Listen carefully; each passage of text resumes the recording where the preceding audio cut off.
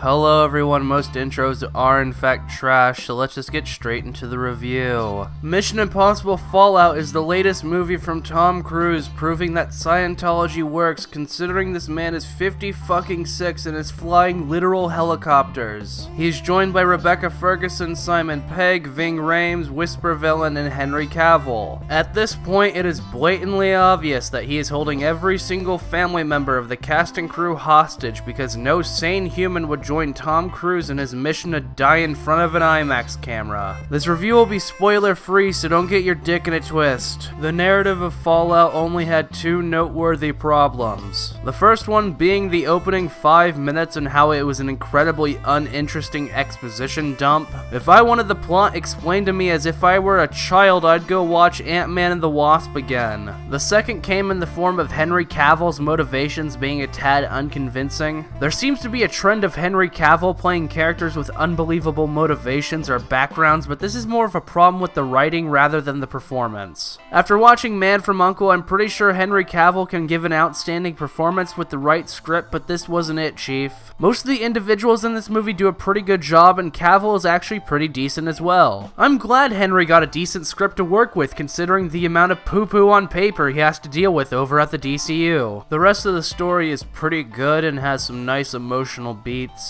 It actually made me feel something, which is an achievement within itself, considering I haven't felt an emotion since burying my dog, but that's besides the point. The pacing is fantastic, and there was never a moment where I was bored to the point where I would pull up my ding-dong and start masturbating, which is what two of my friends actually did in a theater by themselves while watching the most recent Fantastic Four movie. Now, I know that Furry YMS had a big problem with this, but I personally think this Mission Impossible installment gives us some of the best characterization, especially for Ethan Hunt. These literal fucking crazy people have never had art house levels of development, but Fallout gives us enough to be interested and feel emotionally attached to our endangered heroes. It's almost like caring about our protagonist enhances the tension and stakes in a movie. Nah, just have one of our one-dimensional heroes go into virtual reality or jump through the jaws of a T-Rex. Sounds great. Isla, Luther, Ethan, and Ethan's wife are all given a decent amount of time to flesh out some of their relationships to one another. My only real complaint in this aspect is they really didn't give Simon Pegg and Whisper Villain a lot in terms of development. Visually, MI6 is the second best of the year in terms of cinematography, lighting, and framing, right behind Hereditary. I encourage anyone interested in this movie to see it in IMAX. The feeling I got while watching this shit is what I imagine sex to feel like. My orgasm only increased with the excellent music and sound design. All these factors made the set pieces in Fallout the best of the series hands down. Tom Cruise has so much dedication to these sequences, I find it near impossible not to be invested. The only time I had my immersion broken was during the final set piece. There's a hook holding up a helicopter and the hook falls 3 times, each time catching itself on a coincidentally deep enough crack. This isn't even that big of a problem, it was just something that stuck out to me as being a bit too much. To be fair, being a bit much is a trademark of the Mission Impossible franchise, considering the lead is dangling off the sides of airplanes and climbing fucking buildings. All in all, Mission Impossible Fallout is one of the best action movies of the summer and my favorite entry so far in the MI series, and despite a few errors, works so well. I'd give Mission Impossible Fallout a 9 out of 10. I would recommend this movie to anyone who hates Tom Cruise and wants to see him nearly die. I have some social media on the screen. Make sure to leave a like, comment, and share, subscribe, hit the bell, and farewell.